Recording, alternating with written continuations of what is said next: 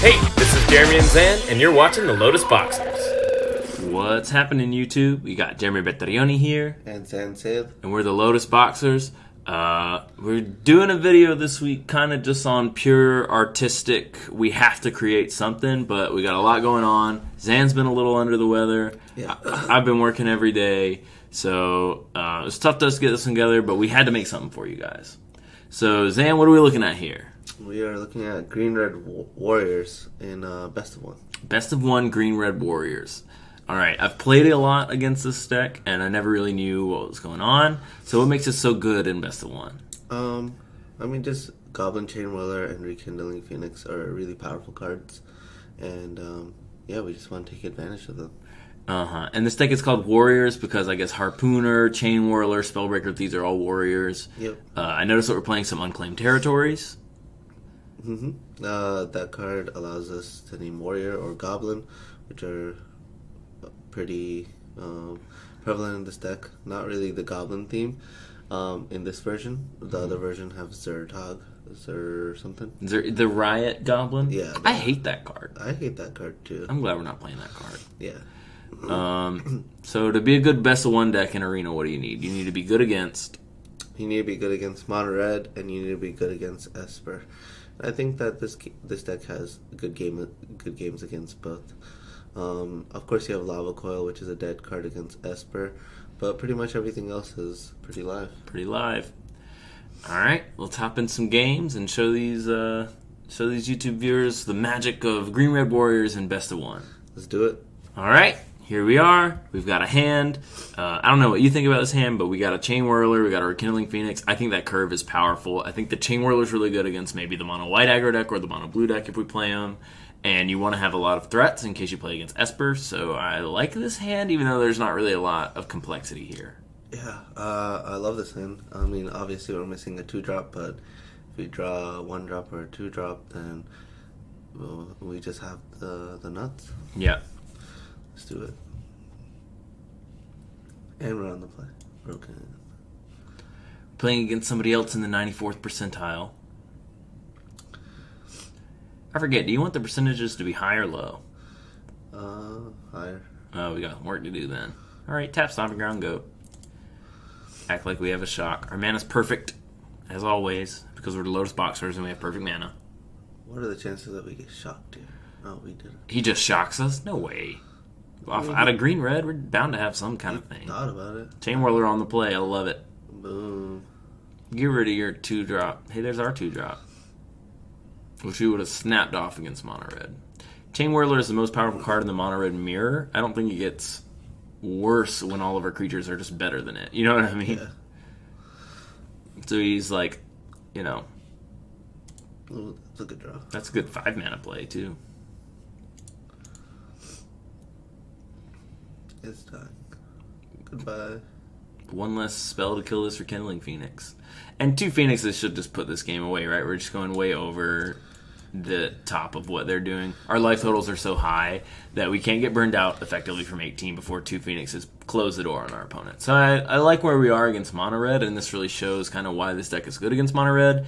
And it's kind of been classic in Magic. You want to be a little bit slower, but a little bit bigger, and that's like the formula to winning. It's kind of why mid-range beats on aggro, but aggro beats on control, because control is too much slower in the sort of rock, paper, scissors. So let's see what our opponent opts to do about this Phoenix. Yeah, I'm not going to end up playing this Phoenix. I'm probably going to end up playing the Kraul Harpooner plus the Gruul Breaker, because last thing I want to have happen is Lightning Strike into a Chainwhirler. Yeah, that'd be pretty bad.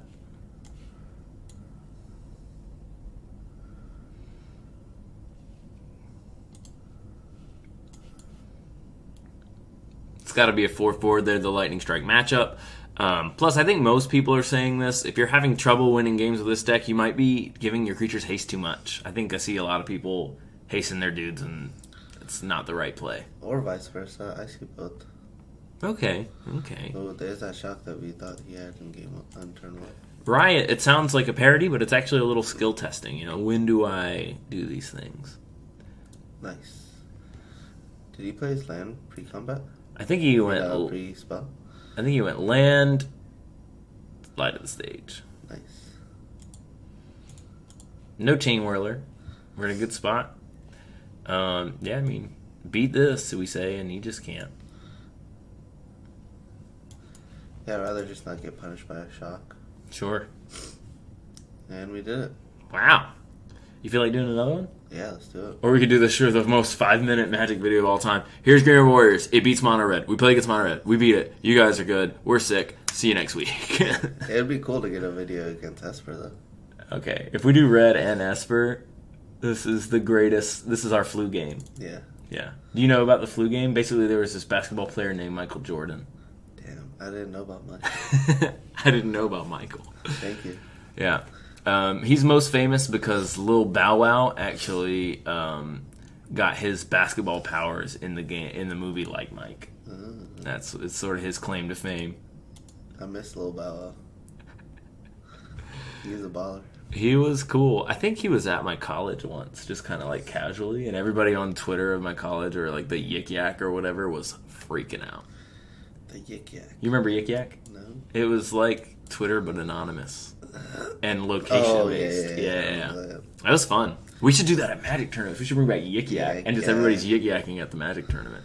You think that would happen? It's anonymous, so you have a lot of opportunity. This looks like a good target for Lava Coil.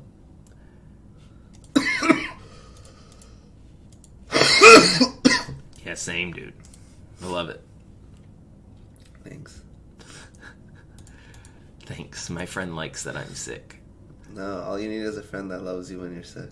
Yeah, well, nobody likes you when you're sick. It's something I say to everybody all the time. They're always like, I'm sick. I'm like, that sucks, dude, because nobody likes you when they're sick. And they're like, what do you mean? And then the next few days, they're like, dude, everyone's pissed at me. And I'm like, yeah, nobody likes you when you're sick. I'm gonna Lava Coil. Sure. No, I should do this. Yeah, I like striking it, but you can coil it if you want. Just and the reason is that 4/4 with Convoke, right? Yeah, that's Perfect. That was my thought. Yeah, we're just thinking of the same things.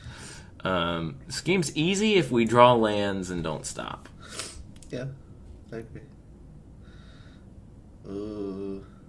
Well, process. yeah. Stop tapping the wrong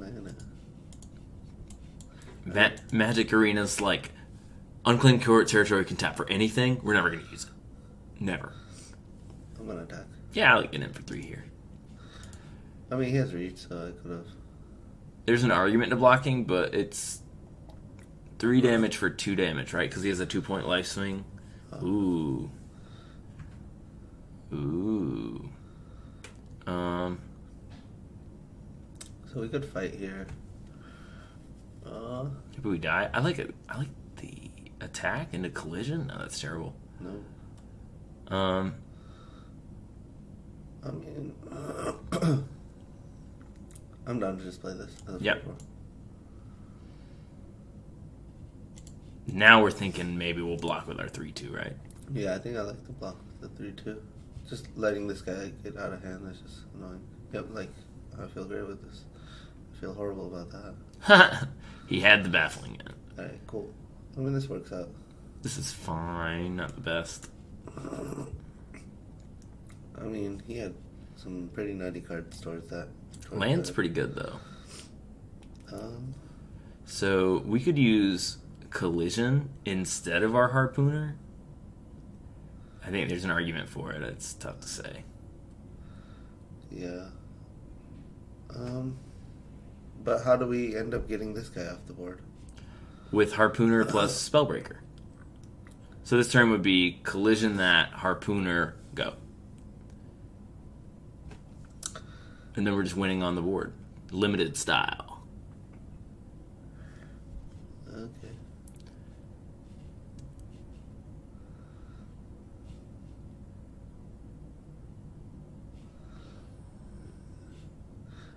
What if we played Harpooner and passed? Because this gives +4/+2. That'd be pretty good. That's a play. That's fine.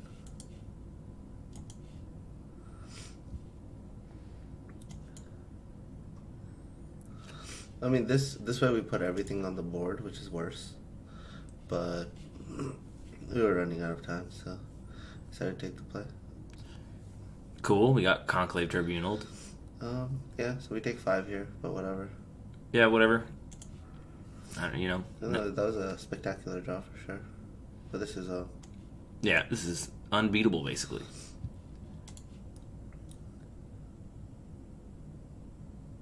Oof. okay. Okay, so, yeah, I like this. Okay, 4. We're doing it. Alright. Choose which card name Rekindling Phoenix you'd like to put back. And you're like, this one. Nice. So now we have an engine, which I'm happy about.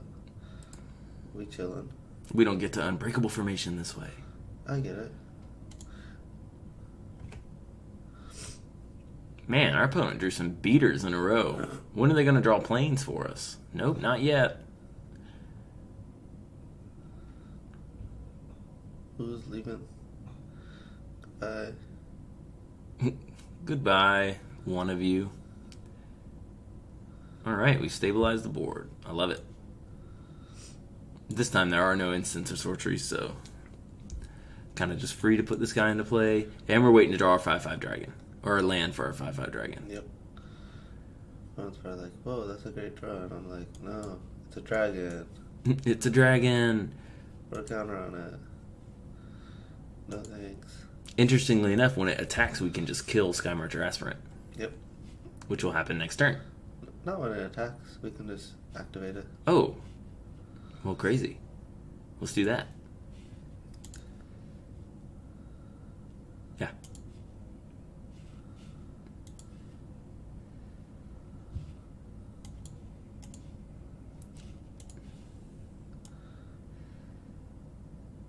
Yeah, let's play safe. Yeah, now he's just dead next turn. We are at 3, but we should be good. Good game. Wow, yeah. Him drawing the planes puts it away for us. Bang, bang. Pretty solid showing. Green-red, we whoop on aggro decks. Facts. Facts. Esper, it's all about sequencing your threats. If you've been playing a long time, you've been beating Esper, you've been beating the control deck with the aggro deck or the mid-range deck for a long time. This isn't anything different. Make sure that your Rekindling Phoenixes put them in a really bad spot. Make sure that you're Spellbreakering if it prevents you from getting Settled or Wreckaged, and play around the Wraths. I mean, there's really not much to it. It's creatures and spells, you know? Yep, my favorite. Yeah, that's your favorite? Sometimes. I like it when... I like Sly decks, dude. Kuldotha Rebirth is where I started in Standard, and it's just like... Ornithopter Midnight, Mox Opal, tap it, Kuldotha Rebirth, Mountain... I'm about that. Kuldotha Rebirth, go... I started off with Tempered Steel, so I get you. Oh, yeah. Put them all on the field. Kuldotha Rebirth is like a much worse Tempered Steel, though, so I like it a little better. I believe that. You believe, A, that I like it better, B, that it's much worse. How'd you know? Oh, my gosh. Oh, my gosh. All right. This is it. Make sure you like, comment, subscribe. We're dedicated to getting this content to you. Hope you guys enjoy this video. If you really want to play this deck list for you guys is going to be in the description box down below. And I think we're going to just see him next time. Yeah, I hope so. Thanks for watching, guys. Yeah. See ya. See ya. What if our opponent has cool illustrations? We'll comment on them. Nice. Yeah.